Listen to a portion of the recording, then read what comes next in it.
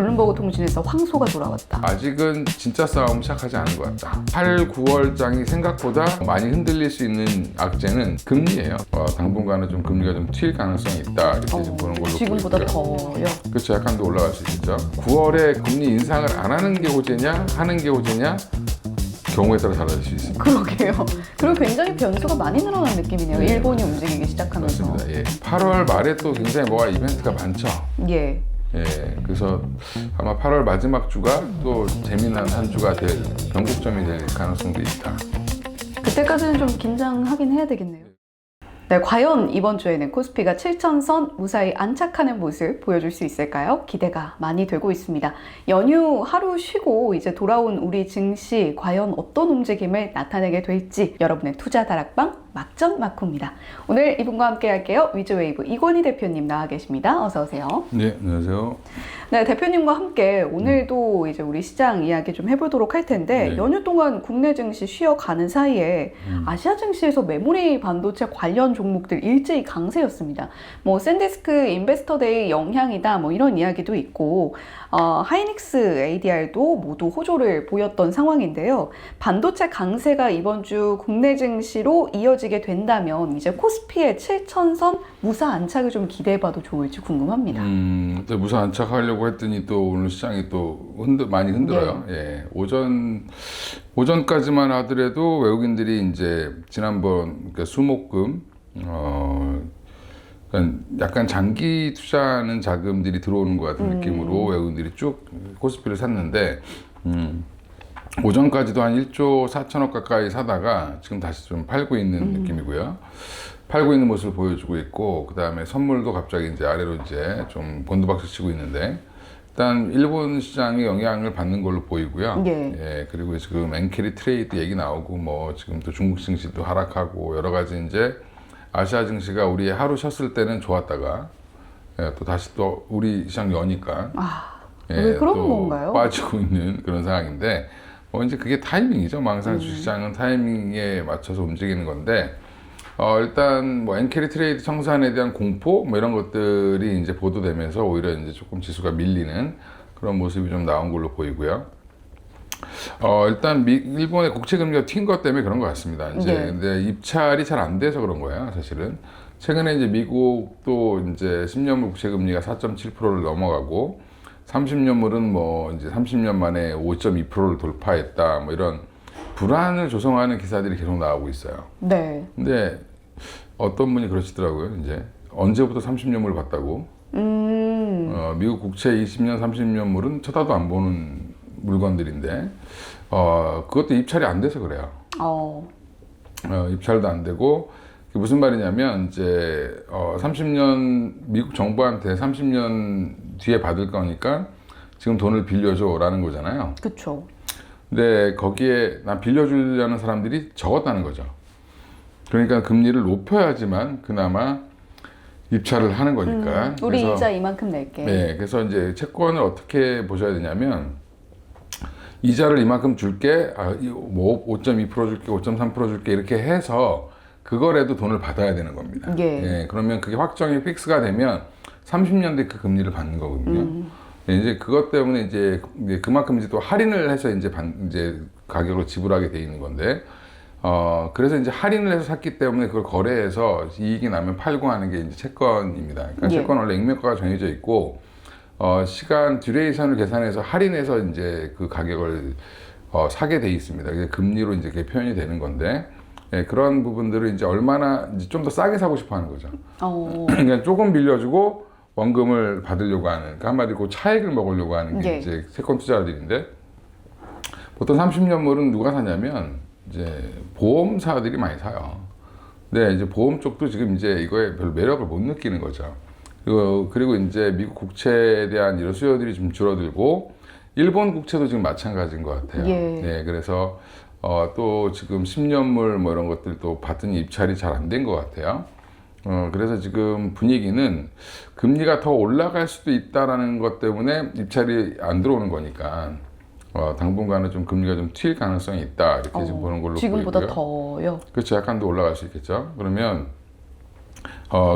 일본 금리가 올라가면 미국에 투자했던 자금들이 일본으로 돌아갈 거야. 왜냐하면 일본에서 싸게 빌린 돈 가지고 미국 가서 투자하고 잘 놀다가 오면 여기는 그대로니까. 예. 네. 그러니까 이제 90년대 이후로 일본에서는 금리가 이제 급격하게 빠지면서 사실은 이제 그게 이제 엔캐리가 된 거죠. 이제 일본에 돈 많은 사람들이 다 해외 투자만 한 거예요. 그것 때문에 그 자금들이 언제 돌아올 거야에 대한 공포 이런 것들이 있는 거죠. 그러면 이제 그 자금이 돌아오기 위해서는 미국에 있는 자산도 팔고 예. 해외에 있는 자산들이 팔아서 들어오니까 그러면 다른 쪽이 안 좋은 거 아니야? 뭐 이런 건데 사실은 조금 많이 오버한 것 같다. 뭐 그냥 금리가 좀 튀니까 그런 건데 엔캐리 트레이드가 그렇게 쉽게 단순히 금리, 뭐 환율 이런 것 때문에 들어오기 좀 어려운 장기 자금들이 많이 나가 있어서 예. 사실은 뭐 이게 단순히 주식만 산 게 아니라 대체자산이라고 하는 이제 부동산부터 시작해서 여러 자산들을 사놨기 때문에 그 처분하기 어렵죠, 바로바로. 예, 그래서 이제 그런 것들은 이제 주식시장이 조정받기 위한 빌미 정도로 생각하시면 될 것 같습니다. 예. 공포에 너무 흔들릴 필요는 없다라는 맞습니다. 말씀으로 이해를 해도 될까요? 예, 그렇죠.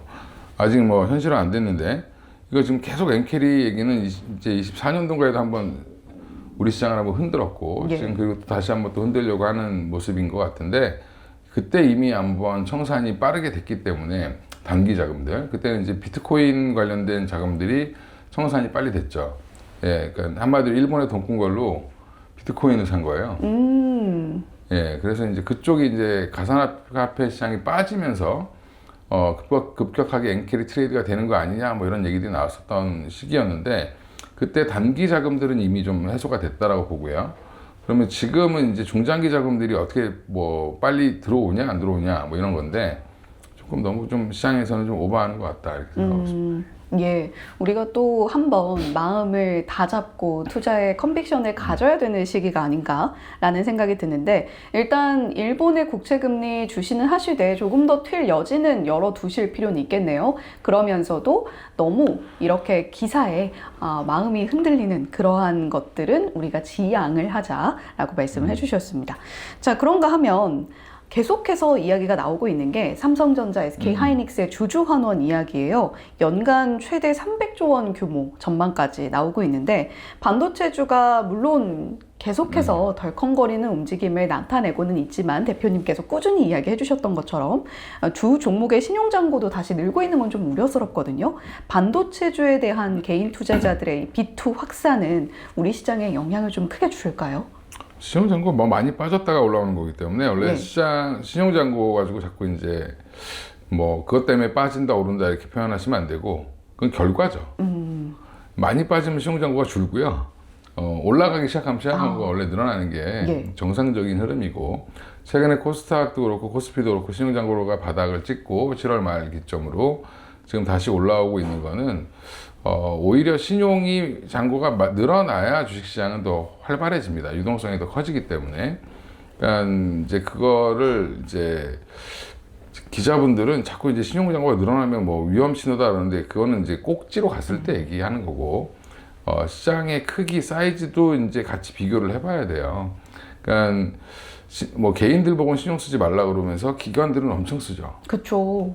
예, 그리고 미국 같은 경우, 채권 같은 경우 신용 레버리지를 거의 10배 일으켜서 해요. 그러니까 채권 투자하는 분들이 뭐 0.001, 0.01% 이 정도의 변화에도 돈을 엄청나게 왔다 갔다 하는 상황이기 때문에 일단은 이제 우리가 비투라고 이제 하면 중장기 투자하시는 분들은 하면 안 돼요, 사실은. 힘들죠.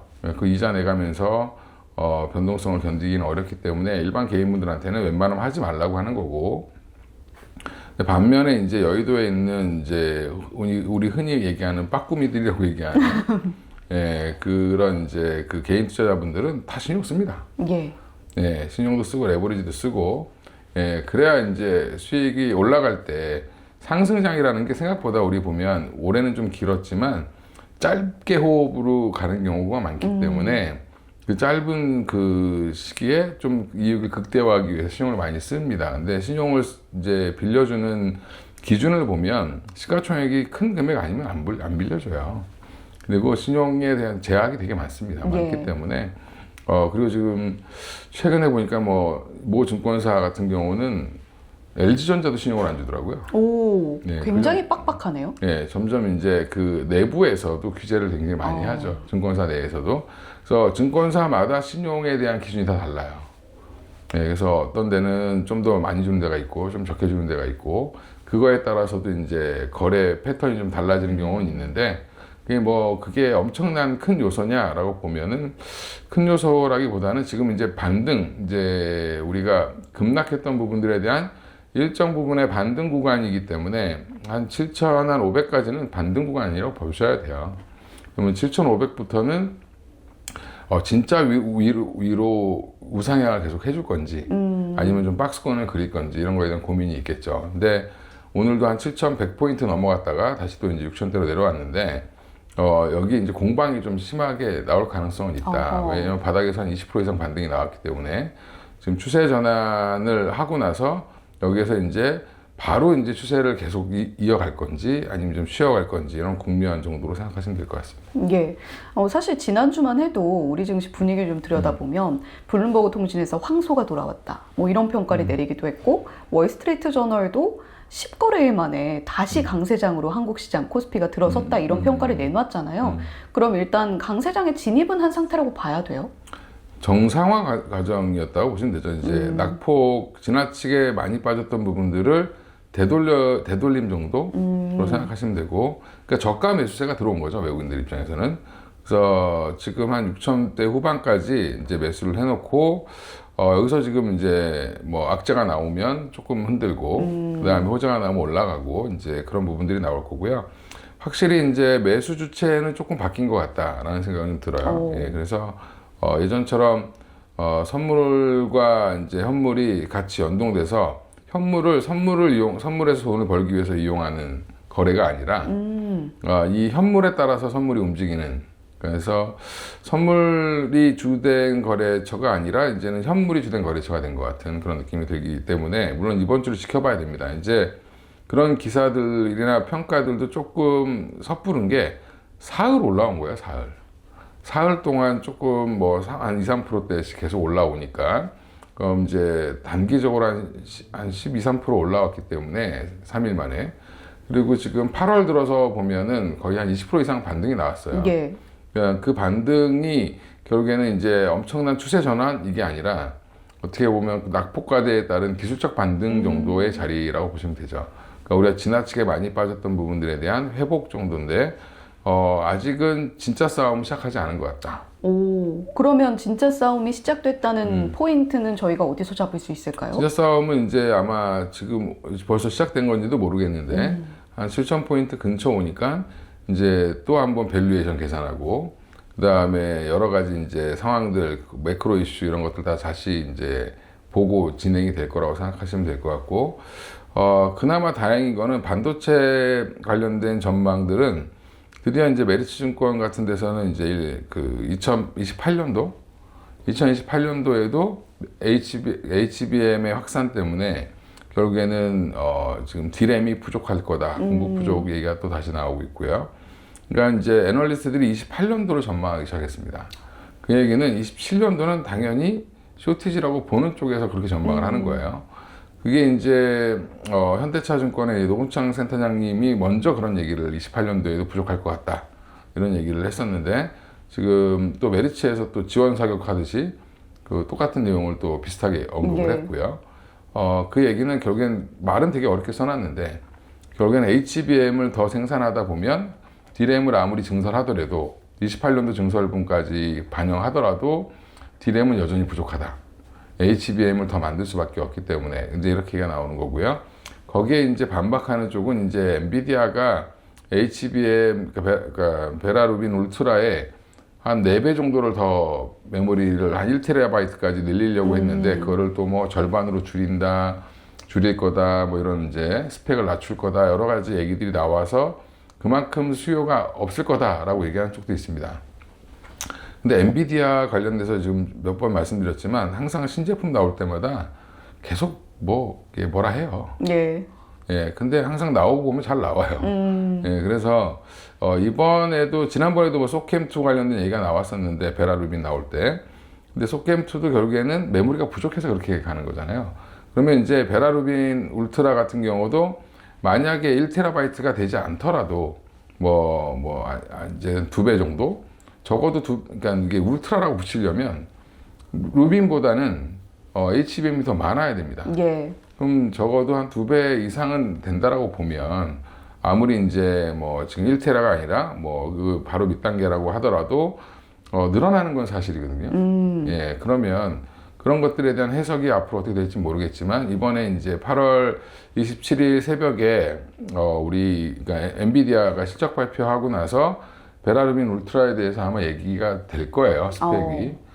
그러면 이제 젠스랑 CEO가 어떻게 발표하느냐에 따라서 이제 그게 루머일지 아니면 사실인지 이게 또 결판이 날 수 있으니까 또 8월 지난달에도 보면 7월 말이 중요했는데 AI 데이터 센터 관련돼서 캐펙스가 어떻게 되느냐 하면서 이제 우리가 빅테크들의 실적 발표 이후에 컨퍼런스 콜을 되게 중요하게 봤잖아요. 근데 그럼 이번에는 또 엔비디아의 그 베라루빈 울트라의 HBM이 어떻게 쓰이느냐 이거에 대해 굉장히 또 그 갑론을박이 있었는데 이게 결론이 나오겠죠.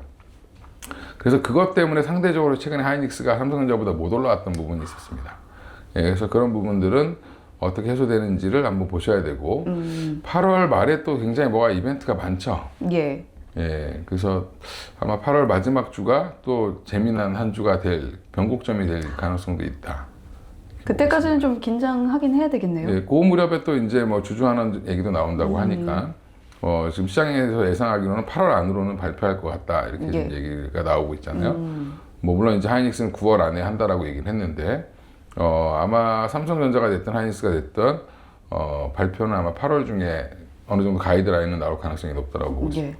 그럼 이거는 가상의 시나리오이긴 합니다만 8월 말에 그렇게 주주 환원책을 어느 정도 시장에서 만족할 만한 수준으로 내놓은 뒤에 주가가 만약에 튄 다음에 는 우리가 어떻게 대응을 해야 될까에 대한 고민이 또 있거든요. 그 이후에 고점을 찍는다면 전고점까지는 못 가더라도 우리가 그때는 좀 팔고 대응을 해야 되는 건지 아니면 쭉 끌고 가야 되는 건지 비중에 따라 다를 텐데 이제 본인들이 갖고 계신 게 20-30% 정도 갖고 계시다라고 하면 그냥 끌고 가시면 되는 것 같고 내가 비중이 한 50%, 60% 이렇게 넘어가시는 분들은 비중을 조금 한 40%대 정도까지 좀 줄이실 필요는 있지 않나.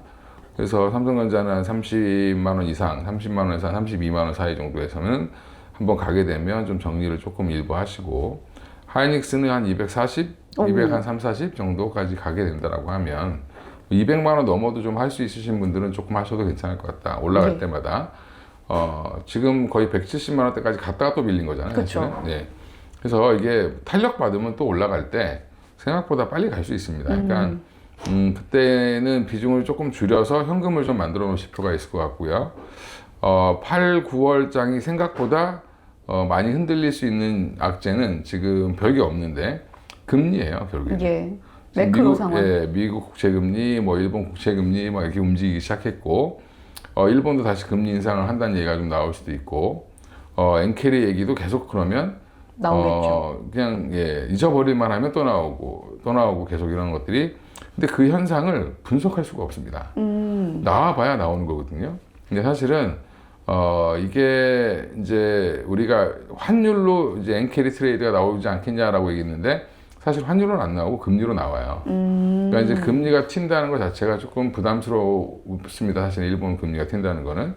그래서 그런 부분들을 채권 금리를 오히려 잡으려면 기준 금리를 사사사 올려주는 것도 좋은 방법 중에 하나거든요. 그러니까 미국도 9월에 또 기준 금리를 올린다는 얘기가 있죠. 지금 분위기가 갑자기 또 올리는 분위기로 막 가고 있어요. 일단 제가 볼 때는 지표를 보고 올리는 것 같지는 않고 지표를 이제 핑계로 해서 정치적인 이유로 올리는 것 같습니다. 그래서 중간 선거 전에 올리는 게 부담스럽지 않겠어라고 하는데 지금 트럼프 그러니까 지금 연준 의사들이 그다음에 여느 총재들이 보면 투표권 있는 분들이 다 반 트럼프 진영이 많아요. 아하. 예, 그리고 이제 케빈 러시에 대한 반발감도 좀 있고 그래서 지금 아마 금리 인상 쪽으로 몰아붙일 가능성도 있다. 어허. 그러면 이제 그게 아마 보험적 인상이 될 가능성이 있고 그러면 오히려 채권 투자하시는 분들 입장에서는 금리를 한 차례 올리면 오히려 물가가 잡히지 않겠어라고 하면서 금리가 떨어질 수도 있습니다. 오히려 시장 금리는. 그래서 나와봐야 된다라고 말씀을 하신 거군요. 예. 그래서 9월에 금리 인상을 안 하는 게 호재냐, 하는 게 호재냐, 경우에 따라 달라질 수 있습니다. 그러게요. 그리고 굉장히 변수가 많이 늘어난 느낌이네요. 네, 일본이 맞아요. 움직이기 시작하면서. 맞습니다. 예. 그래서 옆에 나라 일본과 지금 미국의 금리의 움직임을 조금 유심히 보실 필요는 있는 상황인 것 같습니다. 뭐 우리 기업들의 개별적인 호재들도 체크를 하되 지금은 매크로 환경의 변수에 좀 대비를 해서 만약에 주주환원 이후에 주주환원이 좀 시장이 만족할 만한 수준으로 발표가 된 이후에 주가가 오르게 된다면 어느 정도 현금을 좀 챙겨가는 전략도 나쁘지 않아 보인다라고 말씀을 해주셨습니다.